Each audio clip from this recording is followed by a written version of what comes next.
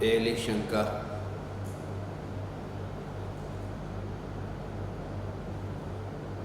पूज्य गुरु जी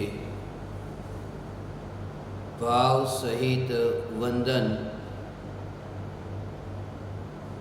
छह ढाला के अनुसंधान में नमो त्रियोग संहारी के मन वचन काया से नमस्कार समझ में आता है, लेकिन चैतन्य की महिमा होने पर भी तन मन धन अर्पणता में उपादेयपना क्यों लगता है? मैं कहाँ अटका हूँ? कृपा कर समझाइए। जसूभाई शाह, बोरीवली, मुंबई।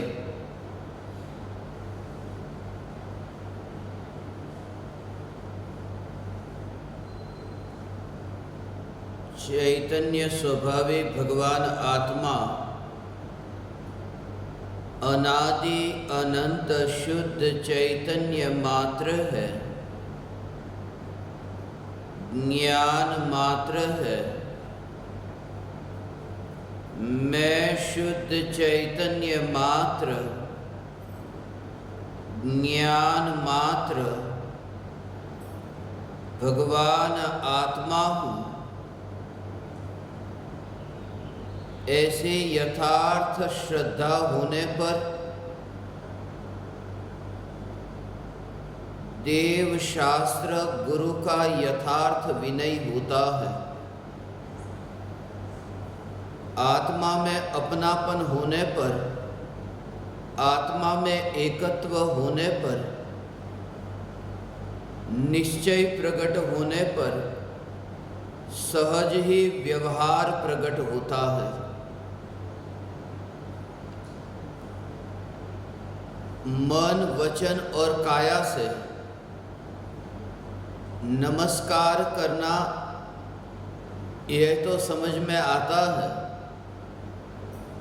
तन मन धन, इसमें अर्पणता, इसमें उपादेयपना क्यों लगता है?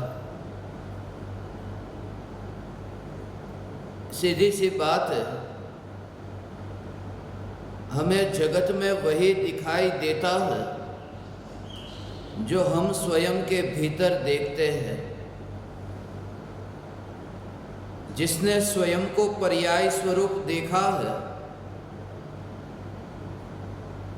वह परमात्मा को भी पर्याय स्वरूप ही देखता है।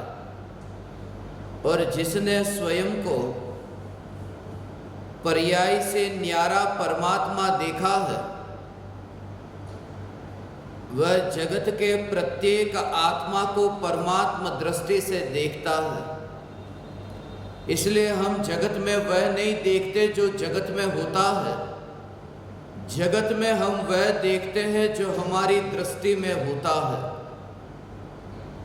सामने वाले व्यक्ति को ऐसे भाव हो भी और न भी हो, मगर हमारे भीतर ये जो भाव है, ये भाव इस बात को बताता है कि हमारी दृष्टि वर्तमान में कैसी है।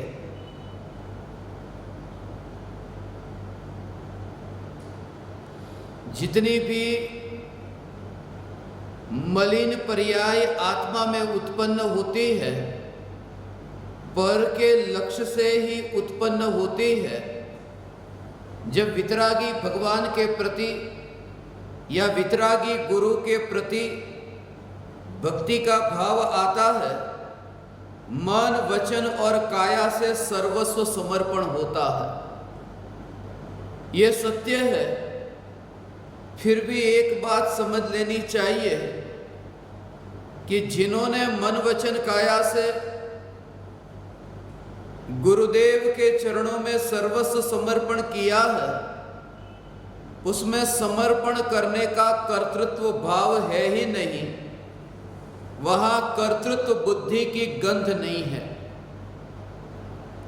हाथ जोड़ता है, मस्तक झुकाता है, घुटने टेकता है और सर्वस्व समर्पण करने का भाव अभिव्यक्त होता है, फिर भी उस अभिव्यक्ति में मैंने कुछ किया यह भाव नहीं है। क्योंकि पुद्गल का जो परिणमन है, पुद्गल के परिणमन में मैं चैतन्य परमात्मा कहीं पर भी परिणमित नहीं हुआ। इस श्रद्धा के बल पर जो वाणी की क्रिया है, काया की क्रिया है और मन में उत्पन्न होने वाले जो ये विकल्प है, उनमें सत्ता का जोर है। इसलिए तो ये भक्ति व्यवहार कही जाती है। इसलिए ज्ञानी को ये तत्क्षण जागृति है, तत्समय यह जागृति है कि जब गुरु के सामने जाकर के हाथ जोड़ा है, हाथ जोड़ने की क्रिया के काल में, ये पुद्गल परमाणु की क्रिया के काल में, उस समय अनादि अनंत चैतन्य तत्व जो अनुभव में आया है, जो मात्र चैतन्य सत्ता के बाहर कहीं पर भी नहीं, ऐसी जो चैतन्य सत्ता अनुभव में आई, वह श्रद्धा में स्थापित हुई। जिस समय हाथ जोड़ने की क्रिया होती है, उस समय वो सत्ता श्रद्धा में है, सत्ता श्रद्धा में है। सत्ता की पहचान है कि सत्ता चैतन्य मात्र है, और जब हाथ जोड़ने की क्रिया होती है तब ये लक्षण से भेद विज्ञान होता है, वह सहज होता है। इसलिए ज्ञानी का उसमें कर्तृत्व नहीं। इसलिए ज्ञानी को देह की क्रिया में यदि कुछ इधर का उधर हो जाए तो उसमें ऐसा नहीं लगता कि मेरा कहीं इसमें परिणमन हुआ है। इसलिए तो जब मैं आपसे कहता हूं कि यह जगत सारा क्षणिक है का पाठ करना, बहुत बार ऐसा होता है जब मैं पूज्य गुरुदेव श्री कांजी स्वामी और परम कृपालु देव के सामने हाथ जोड़ता हूँ, मस्तक झुकाता हूँ, और बहुत बार लोग बाद में मुझसे ये कहते हैं, आज तो आपने 4 बार मस्तक झुकाया था। कोई कहते हैं आज तो आपने सिर्फ 2 बार ही मस्तक झुकाया था। मैं आपसे ये कहता हूं, तुम उसकी फिक्र मत करना तुमने कितनी बार मस्तक झुकाया। तुम उसकी गिनती करने मत बैठना। जहां सच्ची भक्ति होती है वहां गिनती नहीं होती, वहां गणित का हिसाब नहीं होता। मैं आपको उस दशा में देखना चाहता हूं जहां दीवानापन है। मीरा नाचती है किशन के लिए, वो गिन गिन करके नहीं कदम रखती कि मैंने कितने कदम यहाँ पर रखे, कितनी कदम दाई और कितने कदम बाई, और उसका हिसाब मीरा के पास नहीं है। वह मीरा की मस्ती है। भक्ति एक मस्ती है, मगर उस मस्ती में स्वरूप की अस्थि की जागृति है। इसलिए गुरु के चरणों में भक्ति करना, वहां व्यापार करने मत जाना। यह कहने में आता है नमहु त्रियोग संहारी के पंडित दौलत राम जी ने 6 डाला में वितराग विज्ञानता को नमस्कार किया है। यह पंडित दौलत राम जी की ये जो महानता यहीं से ही शुरू होती है। इसलिए पर्युषण महापर्व के दौरान जिन 20 शास्त्रों पर हम सत्संग करने जा रहे हैं, उन 20 शास्त्रों में मैंने 6 डाला को खास करके चुना है। अध्यात्म प्रेमी कविवर पंडित श्री दौलत राम जी, उन्हें प्रेमी नाम मिला है, अध्यात्म प्रेमी। ऐसा नाम मैंने, जैन धर्म के इतने शास्त्र है उनमें किसी के आगे ये पदवी मैंने नहीं देखी पड़ी, अध्यात्म प्रेमी। वहीं से उनकी शुरुआत होती है। 3 भुवन में सार वीतराग विज्ञानता। वितराग विज्ञानता को नमस्कार किया है। महावीर भगवान को भी नहीं, आदिनाथ भगवान को भी नहीं, वितराग विज्ञानता को नमस्कार करता हूं। वितराग विज्ञानता लिखा है। विज्ञान 3 भुवन में सार वीतराग विज्ञानता। शिव स्वरूप शिवकार नमहु त्रियोग संहारिके।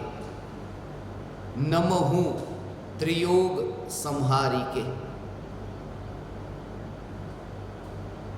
3 योग से मैं नमस्कार करता हूँ। मन, वाणी और काया से नमस्कार करता हूँ।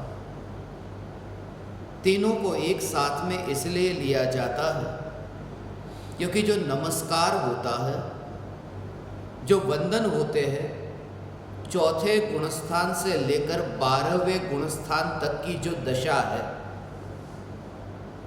उन अवस्थाओं में ही ये वंद्य वंदक भाव होता है। मिथ्या दृष्टि को नमस्कार नहीं होते, हाथ जोड़ना होता है, वो नमस्कार नहीं होते क्योंकि नमस्कार करना, आशीर्वाद देना, ये दोनों सम्यक दृष्टि को होता है, अनुभूति के बाद होता है। वंदन करना ये भी एक व्यवहार है, आशीर्वाद देना ये भी एक व्यवहार है, पर दोनों व्यवहार उन्हें होते हैं जिन्हें आत्मा की अनुभूति है, जहां निश्चय प्रकट हुआ है।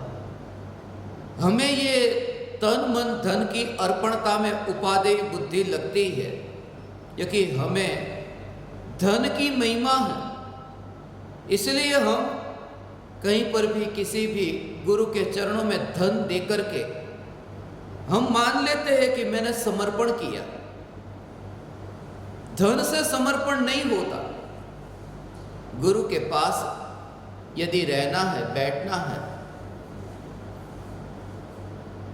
ज्ञान प्राप्त करना है, धन काम में न आएगा।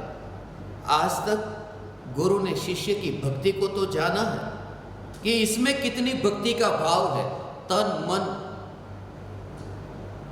और वचन, ये वाणी, उनके बोलने का ढंग, उनके बैठने का ढंग, ये सब ज्ञानी को दिखाई देता है। ये देखते हैं कि कैसे वो आकर के बैठता है, बोलता है, और उसके अंदर के भाव कैसे हैं, उन भावों को भी वह पहचान लेते हैं। मगर धन को नहीं। धन तो बहुत है, मगर धन के कारण परमात्मा की पुकार सुनने को नहीं मिलती। मैंने पढ़ा था अभागा भरत, तुमने भी शायद पढ़ा। राजा ऋषभदेव का पुत्र अभागा, अभागा शब्द लिखा, अभागा भरत। अभागा क्यों? इसी वजह से जानवर तीर्थंकर परमात्मा की पुकार सुनने के लिए समूसरण में जा रहे हैं, और उन्हीं का वह बेटा, राजा ऋषभदेव का बेटा जो भरत, 6 खंड का अधिपति, 6 खंड का अधिपति, इतना वैभव है, मगर वो वैभव उससे परमात्मा की पुकार सुनने को थोड़ी मिलती है। इसलिए कहा 6 खंड का अधिपति होने पर भी अभागा कहा, क्योंकि वाणी सुनने के लिए न जा सका। और ऐसे ही मैं आपसे कहता हूं कि धन होने के कारण वाणी सुनने को मिले, यह जरूरी नहीं। धन तो बहुत है, परदेशी इतने धनवान हैं, फिर भी उन्हें वाणी सुनना तो बहुत दूर की बात, दर्शन भी नहीं मिलते।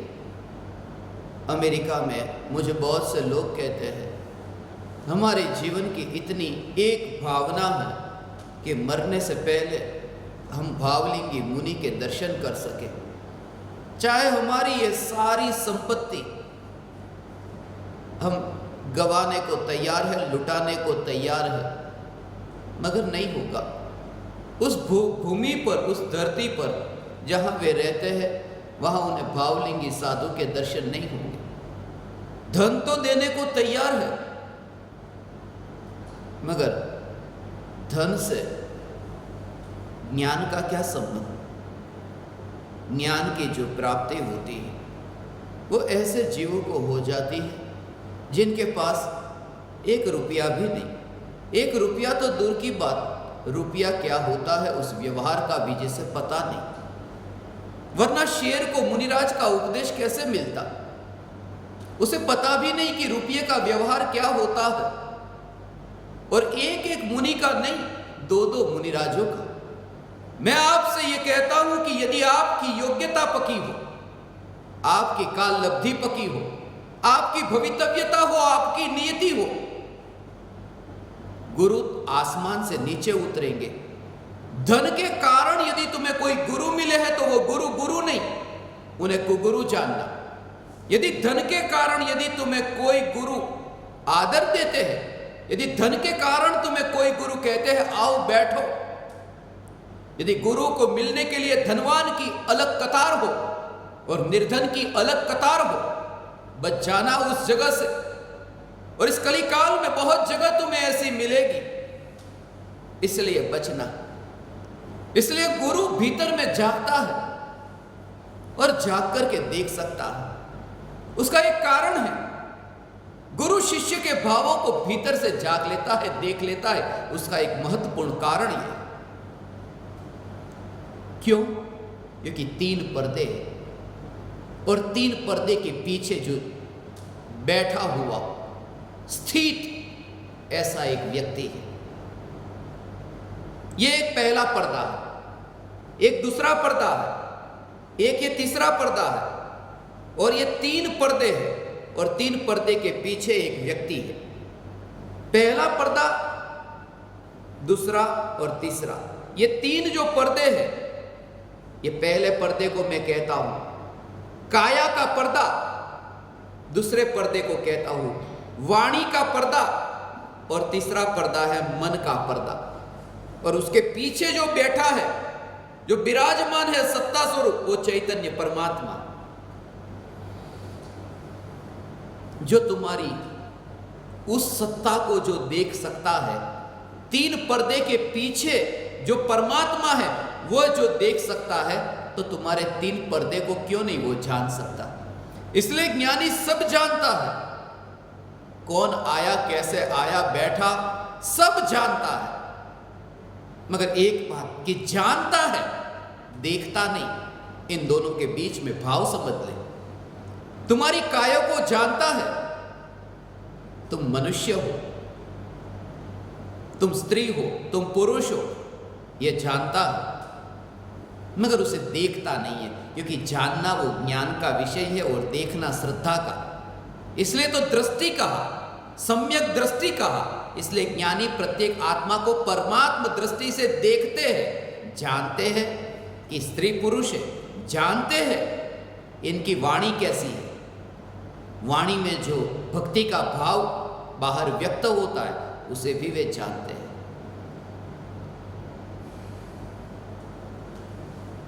वहां भाषा में अहंकार की पकड़ है कि वो वाणी में ऐसी मृदुता है। एक वैद्य के पास भी यदि तुम जाते हो, तुम्हारी भाषा तुमने देखी, डॉक्टर साहब प्लीज ठीक कर देना, डॉक्टर साहब, अब करता नहीं, क्योंकि तुम्हें शरीर की महिमा है। जहां शरीर की महिमा है वहां तुम्हारी भाषा कैसे बदल जाती है। और जिनसे तुम बीमारी मिटाना चाहते हो, आत्मा की बीमारी मिटाना चाहते हो, और अकड़ता के साथ में कहते हो मुझे ये ज्ञान दो, ये रहा मेरा धन, नहीं मिलेगा ज्ञान। इसलिए कहता हूं कि जब देव शास्त्र गुरु के प्रति तुम्हारा भक्ति भाव हो, तो वो भक्ति भाव मन वचन काया से तो व्यक्त होगा। जरूरी नहीं है कि धन से व्यक्त हो, धन से व्यक्त हो ये जरूरी नहीं।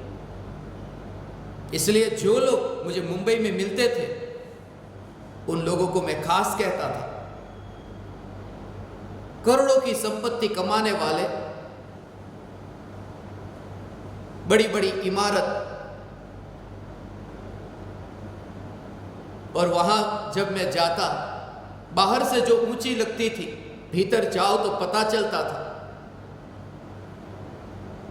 ऐसी बड़ी बड़ी इमारतों में कहते थे भक्ति का भाव बहुत है। कैसा है भक्ति का भाव परमात्मा के प्रति कि सब कुछ अर्पण करने को तैयार है।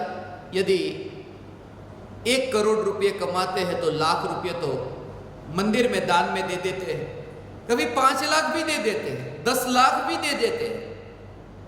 बहुत समर्पण भाव है। ये जो समर्पण भाव है, उनसे पूछता कि किसने कहा आपको ऐसा समर्पण करने को? महाराज साहबों ने कहा, महासती जियों ने कहा, साध्वी जी जहां पे पढ़ने जाते, सीखने जाते हैं, देरासर में, उपाश्रय में, उन्होंने कहा कि दे दो कुछ रुपयों का दान। और मैं उन्हें यह सलाह देता कि यदि 10 लाख रुपये तुम्हारे पास है, 1 करोड़ नहीं, 10 लाख रुपये भी तुम्हारे पास है, तो 10 लाख में से तुम अभी 1 रुपये का भी दान मत देना। तुम ये 10 लाख रुपये बचा के रखो। मेरी बात को समझना। 10 लाख रुपया तुम्हारे पास में, उन्होंने तुम्हें पुण्य बांधने के लिए नहीं कहा। उन्होंने तुम्हें जो कहा है पाप करने के लिए कहा है। उन्होंने तुम्हें कहा है कि 10 लाख दान में दो। 10 लाख दान में कब दोगे? जब कमाने जाओगे, जब कमाई करोगे।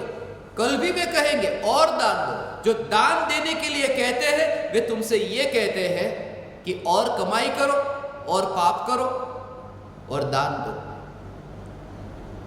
दान देने के लिए कहना नहीं पड़ता। ये दान भीतर का वो भाव है। कोई कहे तुम दान दो, वो एक प्रकार का बलात्कार है, जबरदस्ती है कि दान दे दो, इतना तो दान दे दो। समझने वाला सब समझेगा, और न समझ सके ने ऐसे व्यक्ति से दान लेना, वो लेना क्या? इसलिए तो यही तो कारण है कि मुनिराज बोलते नहीं है कि आहार दे दो। जिसको समझ है, जो श्रावक है, जो इतना बुद्धिमान है, वो मेरे रास्ते पर चलते हुए, निकलते हुए उस रूप को देख करके ही बुला लेगा।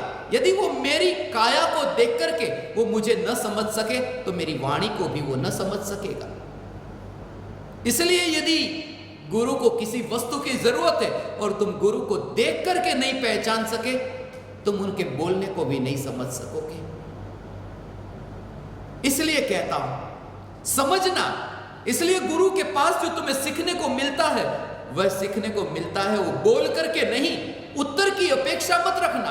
रूप देख करके तुम्हें समाधान हो। उत्तर सुनकर के जो समाधान होता है, वह समाधान वास्तविक नहीं, वो समझ से, वो रूप से जो समाधान होता है। इसलिए अपेक्षा ही मत रखना उत्तर की। आज तक तुमने अपेक्षा रखी, चांद से कोई तुमने अपेक्षा रखी उत्तर की? चांद का रूप देखा, समझ में आया। सूरज से कभी अपेक्षा रखी उत्तर की कि प्रकाश क्या होता है? देख करके ही समाधान हुआ। बस गुरु वह जिनके पास में बैठ करके उनकी वाणी तुम सुने, और उत्तर यदि तुम्हारे भीतर न पहुंचे, उनके सामने बैठ करके तुम्हें तुम्हारी शंकाओं का समाधान हो। बस यही प्रयोजन है। कोई भी सद्गुरु तुम्हें धन अर्पण करने को न कहेगा। दान दे दो, हां ये सत्य कहेगा। दान के क्षेत्र कौन से है वह बताएगा, मगर तुमसे यह न कहेगा कि तुम ये दान दे दो। मैं कहता हूं आपके पास जितना धन है बचा लिया, बचा लो। मैं दान देने को नहीं कहता, मैं बचा लेने को कहता हूं। बचा लेना, जिससे कल पाप करने न जाना पड़े। इतना व्यवहार ज्ञानी भी कर लेते हैं। नया पाप करने नहीं जाना। इसलिए कृपालु देव के बारे में मैंने तो कहीं नहीं पढ़ा कि उन्होंने मुंबई की कमाई हुई कमाई को कहीं दान में देने गए। हाँ, इतना है कि कमाई हुई कमाई खुद के पास रखी, और उसका खाना पीने का जो खर्चा होता है वो निकाल। मैं ये कहता हूं दान देने से ज्यादा महत्वपूर्ण यह है कि अपनी संपत्ति को अपने पास रखो। जितनी आपकी जीवन की जरूरत है उसमें उसका खर्च करो, और दिन भर रात भर स्वाध्याय, सत्संग, चिंतन यही करते रहो। दान देने जाने से बेहतर यह है कि तुम्हारा दिन रात सत्संग में बीते, स्वरूप के चिंतन में बीते। दान देकर के तुम अनुभूति को उपलब्ध नहीं हो सकते। अनुभूति से पहले दान नहीं पढ़ा मैंने, अनुभूति से पहले स्वाध्याय पढ़ा, तत्व विचार पढ़ा, चिंतन पढ़ा, दिन रात चिंतन होता है यह पढ़ा। इसलिए जितनी भी संपत्ति है, कोई भी गुरु तुमसे धन न मांगेगा, कोई भी गुरु तुमसे संपत्ति न मांगेगा। यही गुरु की पहचान है। सोनगढ़ में पूज्य गुरुदेव श्री कांजी स्वामी जसू भाई के साथ अभी मुझे थोड़े दिन पहले ही बात हुई। प्रत्यक्ष ज्ञान दीपक, ऐसे ज्ञान दीपकों में मैंने प्रत्यक्ष ज्ञान दीपकों में चुना है। ये उद्घोष से पहले उद्घोष कर दिया। 16 तारीख को पर्युषण महापर्व का पहला सत्संग है। उस दिन सत्संग के पश्चात प्रत्यक्ष ज्ञान दीपकों का नंबर और उद्घोष होने वाला है 16 तारीख को। मगर इनको मैंने प्रत्यक्ष ज्ञान दीपक के रूप में उस नंबर पर चुना है, उसके बारे में मैं तब बताऊंगा। जिन्हें इस भव में देह छूटने से पहले सम्यक दर्शन की प्राप्ति होगी होगी और होगी। इन्होंने पूज्य गुरुदेव श्री कांजी स्वामी को, मुझे कह रहे थे, 15 बरस की उम्र थी मेरी, तब से सुना। अब तो मेरे दादाजी की उम्र के दिखते हैं। 15 बरस की उम्र उनकी थी। इसलिए पूज्य गुरुदेव श्री कांजी स्वामी, उनको आपने देखा है, आपने उनको परखा है, आपने उनको अपने हृदय में रखा है, इसलिए आपको यह बात समझ में आएगी। कल की रोटी की भी फिक्र मत करना। मगर यदि तुम्हें गृहस्थ दशा में ऐसी, तुम्हारी स्थिति ऐसी नहीं, तुम्हारा जीवन अभी ऐसा है। पूज्य गुरुदेव श्री कांजी स्वामी तो सोनगढ़ में दानवीरों की, दान की बोलियां भी बोली जाती थी, घोषणा होती थी इनकी ओर से इतना, मगर वे वहां नहीं बैठते थे, चले जाते। क्या लेना देना मेरा उनसे। कभी ये जानने में भी आ जाए किसने कितना दान दिया। और यही गुरुदेव की विशेषता है, सदगुरु की यही विशेषता है। इसलिए मैं बहुत बार सत्संग में कहता हूं, मैंने पंडितों के बहुत प्रवचन सुने, मैंने स्वयं ही पंडित होकर बहुत प्रवचन दिए। आगे की कतार में बैठते थे धनपति, प्रवचन में नाम लेते थे। कैसे हो, समझ में आ रहा है ना रमेश भाई, आपको समझ में आ रहा है? क्यों रमेश भाई, क्यों सुरेश भाई, समझ में आ रहा है ना? वो रमेश और सुरेश कौन? करोड़पति, लखपति, या फिर वे ऐसे जो बड़े ज्ञानी हो, पंडित हो, ऐसे कुछ बड़प्पन उनमें है, उनका नाम प्रवचन में लिया जाता है। पूज्य गुरुदेव श्री कांजी स्वामी ऐसे नहीं थे, और उसका प्रमाण है मेरे दादाजी श्यामदेव बापूजी सोनगढ़ में जब गए, खिड़की के पास खड़े थे, पता भी नहीं था इनको ज्ञान कितना है, धन कितना है। पुराने कपड़े थे, फटे पुराने कपड़े, ऐसे कपड़े जिसमें कोई इस्त्री करना तो दूर की, धुले हुए भी नहीं। फिर भी गुरुदेव की वह पुकार, भगवान पधारो, अंदर पधारो, भगवान। ये ज्ञानी की जो वाणी है, मैं आपसे ये कहता हूं, भगवान पधारो पधारो। त्रण लोकना नाथ पधार्या है, त्रण लोकना नाथ। बाद में उनको नाम का पता चला, श्यामदास जी कहते, श्यामदेव, उनके प्रवचन में बहुत बार आप सुनो, मेरे पास में रिकॉर्डिंग है। बापूजी ने मुझे वो कैसेट सुनाई थी, कि देखो यही गुरुदेव की पहचान है।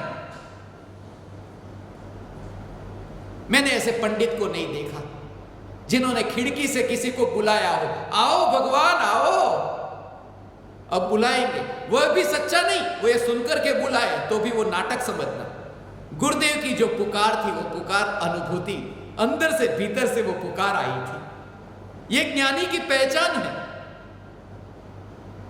उन्हें क्या लेना देना कौन, वे धन को नहीं देखते, वे मन को देखते हैं और मन को भी देखते हैं। ये भी बाहर की बात है, वास्तव में तो मनातीत ऐसा जो परमात्मा,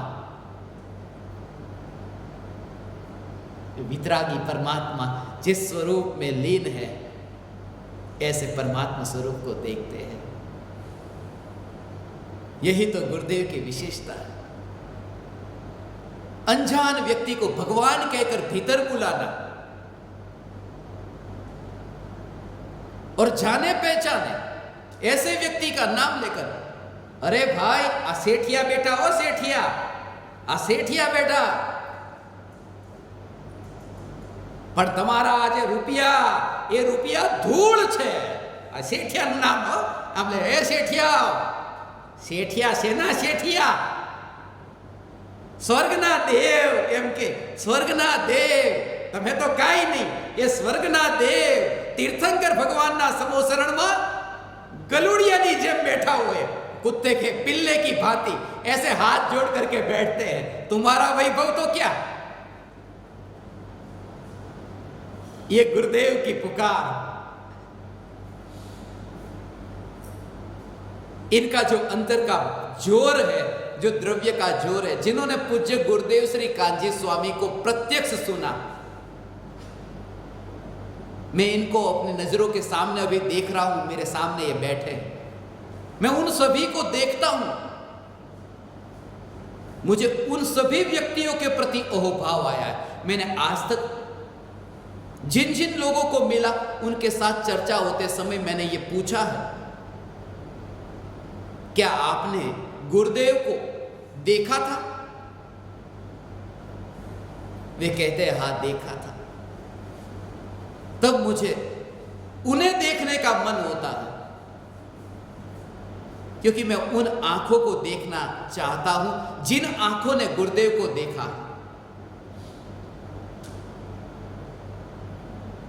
तुम्हें जब ऐसा अहोभाव जगेगा, वो सहज ऐसी दशा प्रकट होगी। गुरुदेव कैसे महान गुरुदेव। मुंबई में मैं पढ़ाता था, एक दुकान में काम करने वाले नौकर जैसे व्यक्ति, कालपा देवी पर उनकी दुकान है, कालपा देवी रोड पर प्रवचन में आते थे। बड़े सेठ थे। उनकी दुकान में जो काम करने वाला एक लड़का था, उसे पता नहीं क्या हो गया कि उसने दीक्षा ले ली, और दीक्षा लेकर के उसने एक सभा में पहले ही दिन जब बोली बोलने का काम हो रहा था, वहां 7 करोड़ रुपए इकट्ठे करवाए। वो वहां गद्दी पर पाठ पर बैठते हैं और 7 करोड़ रुपए, वो सेठ मुझे कह रहे थे कि कल का वो मेरे वहां काम करने वाला, मुंह पर मक्खी बैठती तो उड़ाना नहीं आता था, इतना मैं उसको कहता कि निकल तू मेरी दुकान से, तेरे घर पे पैसे पहुंचा दूंगा, मगर तू यहां मक्खी तो उड़ा।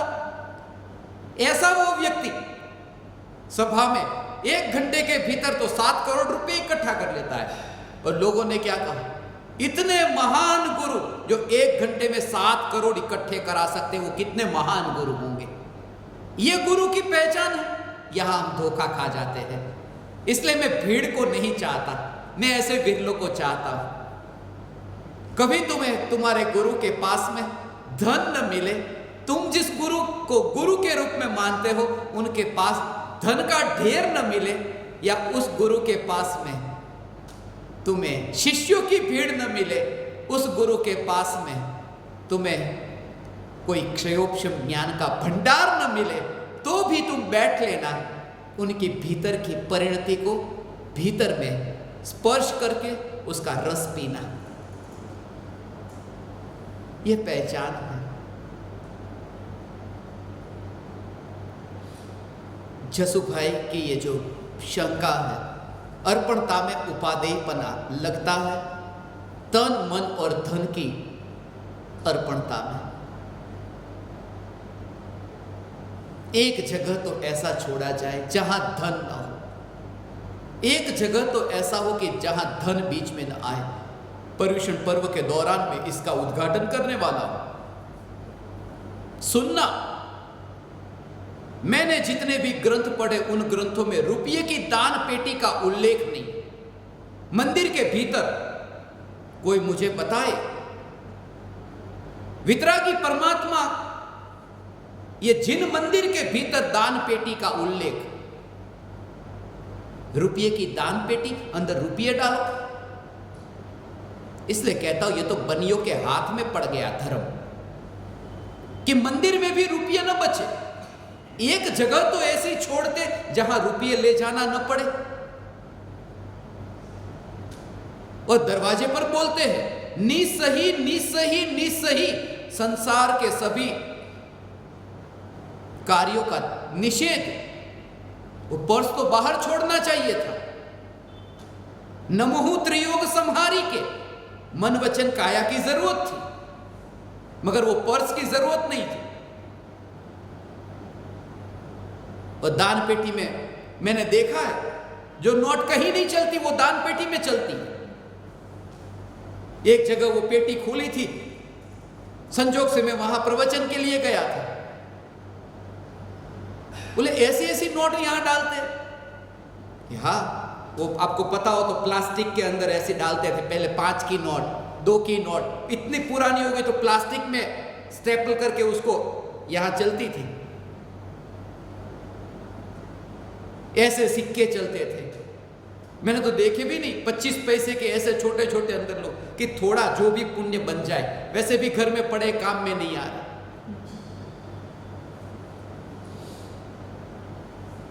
ये धर्म नहीं, धर्म तो यह है। मंदिर में मैं इसलिए गया था मन वचन काया से भगवान की भक्ति करने, नमोहु त्रियोग संहारी के 3 योग से भगवान की भक्ति करने गया था। और इस भावना से कि स्वरूप में ऐसा स्थिर हो कि मन वचन काया का विकल्प ही न रहे, निर्विकल्प अनुभूति हो, और वहां वो भय न रहेगा।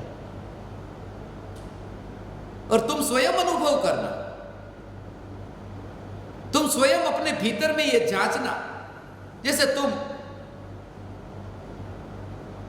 ये ज्ञान दीपक अपन जाते हैं साधना के लिए, यहां पर तत्व विचार करने बैठ जाते हैं, पलाठी लगाकर खेत में, जंगल में, पहाड़ पर, हस्तगिरी के।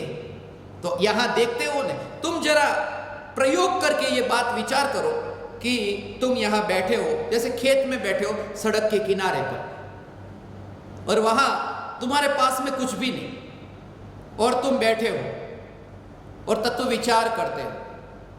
वहां पर मन है, वाणी भी है, काया भी है। यह जगत सारा क्षणिक है और आत्मा एक नित्य है। आत्मा का अनुभव बस एकमात्र नित्य है। एक ये भाव, ये तत्व विचार तुम्हारा चल रहा है। और तुम विचार करो कि तुम्हारे पास 1 लाख रुपये, 1 लाख रुपये थैली में है, और वो थैली तुम्हारे पास में ही पड़ी है। और अब तुम विचार करो आंख बंद करके, यह जगत सारा, तुम्हारा ऐसा ही मन लगेगा जैसा पहले लगता था। वो पोटली पास में पड़ी है 1 लाख रुपये की, कि थोड़ी थोड़ी आंख खोल करके तिरछी नजर से देख लोगे कि पड़ी है कि नहीं।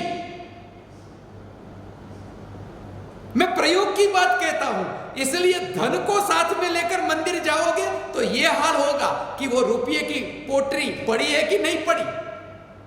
मगर मन वचन काया होगा तो लूट जाने का भय न होगा कि मेरा क्या लूटेगा।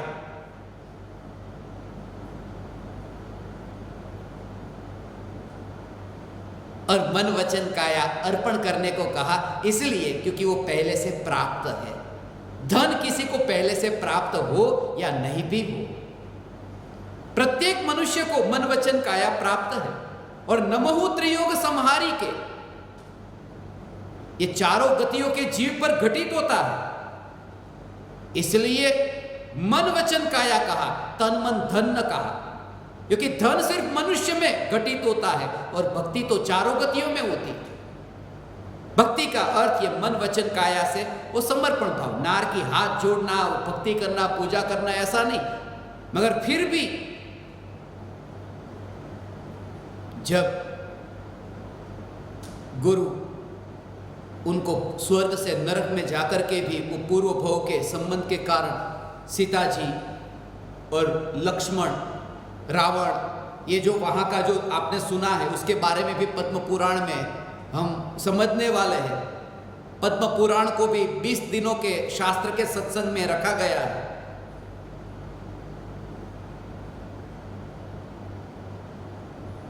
तन मन धन की अर्पणता में उपादेयपना लगता है, क्योंकि तन मन धन से ही आज तक धर्म माना है, ये माना है जिसकी महानता है वही अर्पण करो।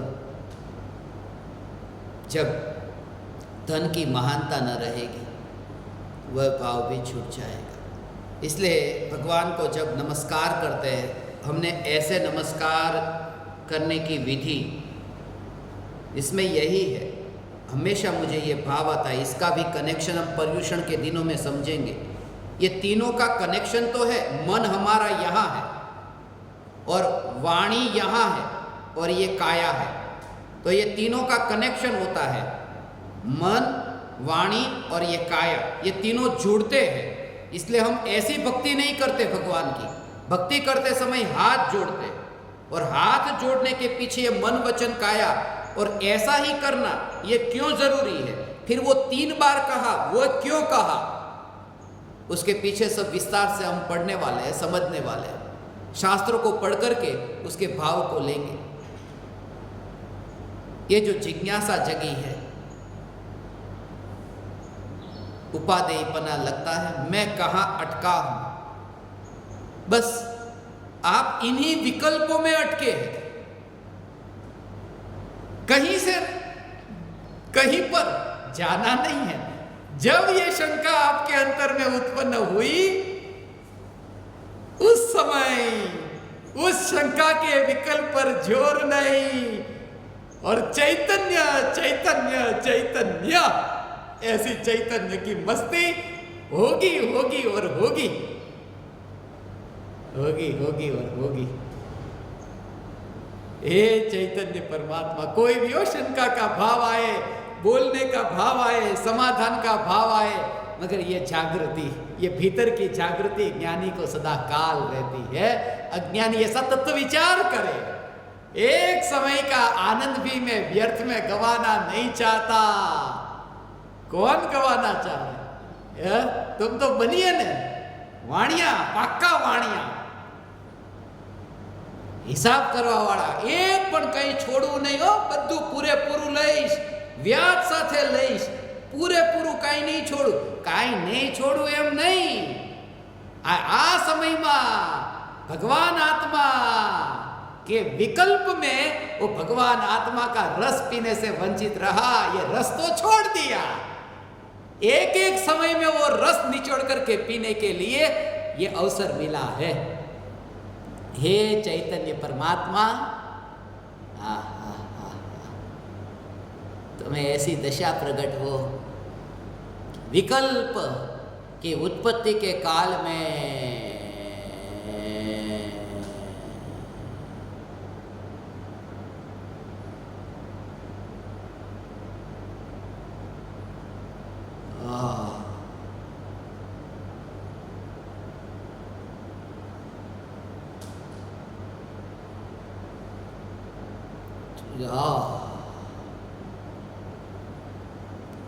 एक पर्याय में, एक समय की पर्याय में पूरे द्रव्य में उस रूप में परिणमित होने वाली ये पर्याय, वो भेद न रहता। ऐसा कहाँ गया? वहीं पर तो, क्योंकि द्रव्य का अभेद अनुभव जो है, उस अभेद अनुभव में पर्याय का उस समय विकल्प नहीं, और पर्याय का ऐसा रस कि मैं द्रव्य, बस मैं द्रव्य, उस रूप परिणमित होने वाली पर्याय, द्रव्य को जानने रूप परिणमित होने वाली पर्याय, जिस पर्याय में ये विकल्प नहीं, और उसी का नाम भेद मिट जाना, उसी का नाम यहां से गायब हो जाना। यहां से गायब हो जाने का भाव यह है भगवान, यहां से गायब हो जाना। आया मगर गया नहीं, यहां पर आया था मगर वो गया नहीं। जाए कहां? जाए कहां? जन्म हुआ तब मिथ्या दृष्टि होकर के यहां पर आया था, मगर मृत्यु हुई तब गया नहीं। ज्ञानी जाता नहीं, यहीं पर ही तो है। इसलिए ज्ञानी जाता कहाँ? यहीं पर तो है, इसलिए तो यहीं पर तो है। ऐसा सोक्रेटिस को पूछा था, मरने के बाद कहाँ जाओगे? यहीं तो रहूंगा, कहाँ जाऊंगा? मैं तुमसे ये कहता हूं, तुम्हारी चैतन्य की मस्ती ऐसी हो कि मृत्यु आए मगर मृत्यु में तुम्हें लगे ही नहीं कहीं जा रहा हूं, यहीं पर तो हूं, त्रिकाल यहीं पर हूं। बस ऐसे सत्संग के अतिरिक्त अब कोई सत्संग नहीं चाहिए भगवान। बस ऐसी अंतर की भावना, और उस भावना में भी भेद विज्ञान कि भावना भी मैं नहीं, क्योंकि ये भावना शुद्ध भाव से न्यारा। जब मैं भगवान आत्मा, तब ये भावना का तो क्या कहना, ये भावना तो शुभ भाव, शुद्ध की भावना शुभ भाव है, शुद्ध भाव की भावना शुभ भाव है। जब शुद्ध भाव भी उस समय जोर नहीं, तब वो द्रव्य अनुभव में आता है। भगवान आत्मा ऐसा ये अनुभव में आता है। हाँ, પછી કહીશ।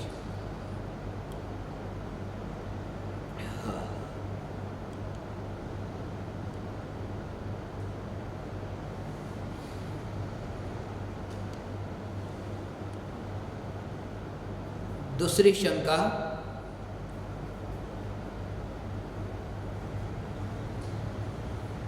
पूज्य गुरु श्री भाव सहित वंदन, जैसा शरीर दुखता है तब दुख का वेदन आता है, चैतन्य को हर समय याद करने पर सुख का वेदन क्यों नहीं आता? मेरी कहाँ गलती होती है, कृपा कर बताइए। मंजुला बेन, बोरीवली, मुंबई।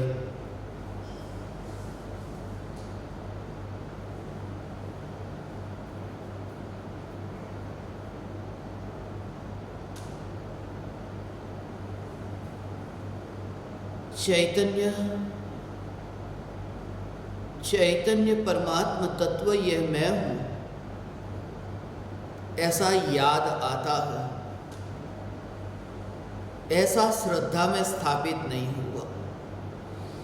थोड़ा इसके बारे में सूक्ष्म भाव समझे, रहस्य समझे।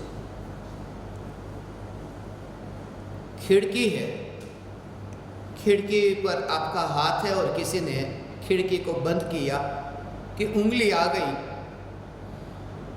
जब उंगली आ गई तो आपको उस समय ही ऐसी मुंह से आवाज निकली कि अरे मैं कट गया। वो जो पुकार निकलती है उसके साथ में वहां पर वेदन, वो वेदन माने दुख, वेदन माने दुख, पीड़ा, उसके रूप में ये कहता हूँ। वो जो वेदन, वेदन के बहुत अर्थ होते हैं। वेदन भी होता है, वेदन का अर्थ पीड़ा भी होता है, वेदन का अर्थ संवेदन भी होता है, वेदन का अर्थ जानना भी होता है, वेदन का अर्थ देखना भी होता है। ऐसे वेदन के अलग अलग विषयों में अलग अलग अर्थ होते हैं, मगर यहाँ दो बात जो बतानी है कि एक ये जो वेदन हुआ, ये पीड़ा हुई, जैसे सुई चुभी तो तुरंत ही जो पीड़ा होती है, उस समय आपको मैं ये कहता हूँ कि जब सुई चुभती है तब जो पीड़ा होती है वो शरीर को याद करने से पीड़ा होती है कि शरीर में एकत्व है इसलिए पीड़ा होती है। एक बात समझना, उस समय तो याद ही नहीं किया, कोई याद करने थोड़ी बैठता है कि ये शरीर मेरा है इसलिए लाओ दुख का वेदन हो, ऐसा नहीं। ये जैसे ही उंगली कटी, जैसे ही सुई चुभी कि जो दुख का वेदन हुआ, वो दुख का वेदन वो मान्यता के कारण, वो आसक्ति के कारण वो तत्क्षण दुख का वेदन होता है, याद करने के कारण नहीं। याद करने के कारण नहीं, क्योंकि याद करने के कारण होता ना, याद करने के कारण निगोदिया तो फिर सुखी हो जाता, वो तो कुछ याद करता ही नहीं, उसे तो पता ही नहीं। जब दुख का भी उसे पता नहीं, उस दुख का स्वरूप वे जानते नहीं। निगोदिया कहा था ना, निगोदिया का दुख तो निगोदिया भोगे और केवली जाने, याद करने से नहीं। इसलिए शरीर में जब पीड़ा होती है वो याद करने से नहीं, एकत्व भाव से। ऐसे ही अब तुम्हारा कोई मित्र है, वो मित्र याद आया जो चला गया है दूर, वो याद आया, तब आपको ऐसा लगे कि वो तो याद आया तब दुख हुआ नहीं, याद नहीं आता था तो दुख भी नहीं होता था। उसमें तो जो दुख हुआ वो याद के कारण हुआ नहीं, वहां भी याद के कारण दुख नहीं है, क्योंकि याद तो बहुत सी वस्तुओं में याद आती है, मगर सब में एक सा दुख नहीं होता। कहीं कहीं आप गए हो, वहां कोई मित्र भी मिला था, कोई शत्रु भी मिला था, वो याद आया। आज जो मित्र आपको याद आ रहा है, इतना याद आ रहा है कि फिर आप उनसे मिलने गए कि फिर झगड़ा हो गया, कि द्वेष हो गया, जो स्वाभाविक है। ये स्वाभाविक कह रहा हूं, स्वाभाविक है, ये स्वभाव है, ये विभाव का स्वभाव है, ये विभाव का स्वभाव है।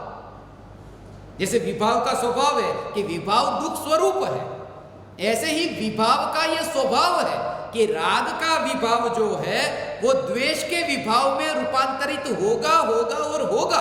ये विभाव का स्वभाव है।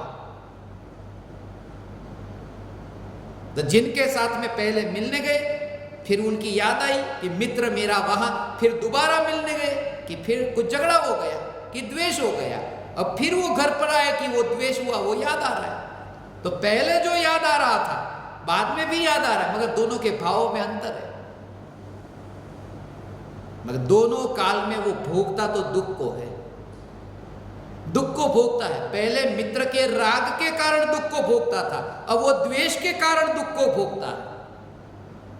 और वो जो दुख को भोगता है उस समय भी याद के कारण नहीं, क्योंकि याद जो है ना वो ज्ञान का परिणमन है। स्मृति प्रत्यभिज्ञान ये जो है ना वो ज्ञान का कार्य है, और ज्ञान का जो परिणमन है, ज्ञान का परिणमन वो विकार का कारण नहीं है। ज्ञान से राग द्वेष नहीं, ज्ञान से विकार नहीं।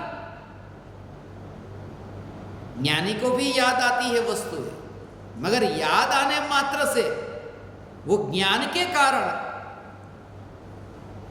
विकार का भाव नहीं है, दुख का भाव नहीं है। इसलिए शरीर को याद करने से दुख का वेदन होता है ऐसा नहीं है, शरीर में एकत्व हो। ऐसे ही आत्मा को याद करने से सुख नहीं मिलता। आपको ऐसा लगता है कि आत्मा को याद करते हैं, मगर आत्मा को याद नहीं करते। वो जो याद करते हैं ना, एक बात ये समझ लेना कि भगवान आत्मा अज्ञानी को याद आ ही नहीं सकता। ये सिद्धांत समझना।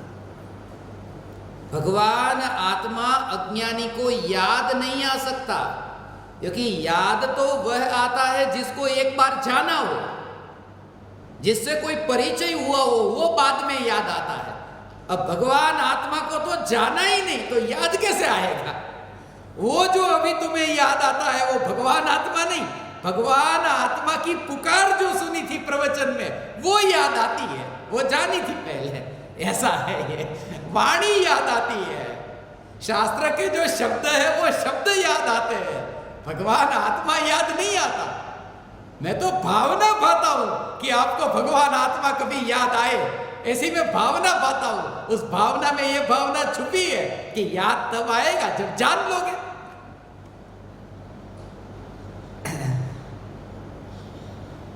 मैंने आपको बहुत याद किया, ऐसा तो बहुत बार हम बोलते हैं, मैंने अपने आप को बहुत याद किया।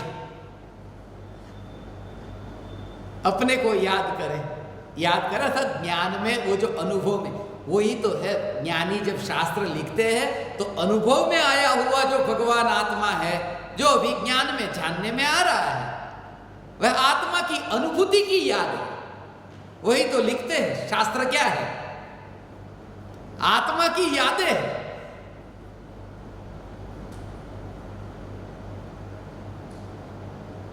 और सुख का वेदन, जैसे दुख का वेदन होता है ऐसे सुख का वेदन क्यों नहीं होता? सुख का वेदन भी होता है, तत्क्षण होता है, मगर दोनों में अंतर क्या होता है कि खिड़की में, ऐसा समझना हो उसका भाव, खिड़की में जब वो उंगली आ गई और जैसे ही वो खून निकला और जो पीड़ा हुई, तत्क्षण वो जो, ऐसे ही निर्विकल्प अनुभूति के काल में भगवान आत्मा का जो सुख का वेदन है, अतीन्द्रिय आनंद का वेदन है, वो अतीन्द्रिय आनंद का वेदन, वेदन हो, अतीन्द्रिय आनंद का वेदन होता है। अतीन्द्रिय आनंद दृष्टि में नहीं आता, अतीन्द्रिय आनंद का वेदन होता है। इसलिए स्वसंवेदन प्रत्यक्ष, ये स्वसंवेदन प्रत्यक्ष, ये अनुभव को स्वसंवेदन प्रत्यक्ष कहा।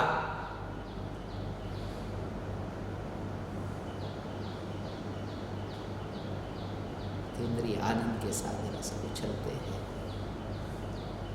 वो ऐसा तत्समय ऐसा उसमें ऐसी रुचि नहीं। अंतर क्या है कि जब वहां अज्ञानी को उंगली कटी ने तो दुख हुआ।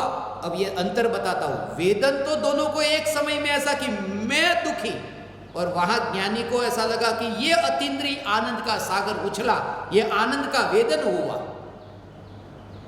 मगर अंतर क्या है अब दोनों में कि जब दुख का वेदन होता है, जिस समय दुख का वेदन होता है तब स्वयं को दुख रूप माना है, वो जो पर्याय है ना, उसमें ही ऐसी तन्मयता है कि ये मुझे हुआ है, वो दुख मुझे हो रहा है। और जब अतीन्द्रिय आनंद प्रकट होता है तो ये प्रकट हुआ ये अतीन्द्रिय आनंद मैं, ऐसी दृष्टि नहीं है, मैं त्रिकाल और अतीन्द्रिय आनंद का जन्म हुआ, उसको जाना है। माने अतीन्द्रिय आनंद पर्याय है और मैं त्रिकाली, ऐसा भेद है पर्याय और द्रव्य के बीच में। निर्विकल्प अनुभूति में आत्मा का आनंद प्रकट होता है, तब उस आनंद में भी एकत्व नहीं होता, होता तो है आनंद मगर आनंद में एकत्व नहीं। अज्ञानी को जो होता है दुख, वो दुख में एकत्व करता है। अब तुम समझो, आत्मा की अनुभूति तब होती है जब आनंद में भी एकत्व न हो, उसका नाम आत्मा की अनुभूति। अतीन्द्रिय आनंद के सागर में भी जिसकी रुचि नहीं, उन्हें आत्मा अनुभव में आया, और तुम्हें आत्मा अनुभव में लाना है। और रुचि अतीन्द्रिय आनंद की तो दूर की बात, रुचि दुख की रुचि है, वो दुख की रुचि अर्थात दुख में एकत्व। इसलिए विचार ही ये चालू कर दो, ये विचार ही करो। इसलिए कहता हूं ऐसी ही संगति, मैं तो विचार कर रहा हूं अभी दोनों समय पर, 8:42 पर सुबह, 8:42 पर शाम को, ये दोनों समय पर। अभी तो पर्यूषण के लिए सत्संग होगा, आज 11 तारीख है, 12, 13, 14 और 15 ये 4 दिनों के लिए, अभी बीच में 4 दिन है, तो सुबह 8:42 पर चारों दिन सत्संग होंगे भारत के समय अनुसार। अभी रोज का समय आपने निश्चित कर लिया है कि सुबह 8:42 पर इन 4 दिन के लिए तो पक्का समय है। आपके पास में समाचार आए न आए, पढ़े न पढ़े, तो अभी सुन लेना कि 12, 13, 14 और 15 4 दिन सुबह 8:42 और 20 दिनों के लिए सुबह 8:42 और रात्रि में 8:42 दोनों टाइम 20 दिन के लिए 40 सत्संग होंगे और बाद का समय बाद में बताया जाएगा। अभी उन सब विषयों पर जो भी अभी आपको कहा विस्तार से तब चर्चा करेंगे, मगर आज की जो इनकी ये शंका है कि दुख का जैसे वेदन होता है ऐसा सुख का वेदन क्यों नहीं होता। सुख का वेदन भी होता है, अनुभूति होने पर सुख का वेदन होता है, व्यक्त करने का विकल्प भी होता है, मगर वो गूंगे के गुड़ जैसा हो गए, कह नहीं सकता। गुड़ के रस को चखता है मगर कह नहीं सकता। इसलिए ज्ञानी के सामने जब ये स्थिति आती है, वह स्थिति तुम तब समझोगे। क्या करूं मैं, वाणी में आ ही नहीं रहा, कैसे कहूं, कैसे बोलूं इसे। सिर्फ इतना कि ये सुनकर, ये विचार कर काश तुम समझ सको, और एकमात्र यही उपाय है समझाने का कि तुम समझ लो। आज इतना है।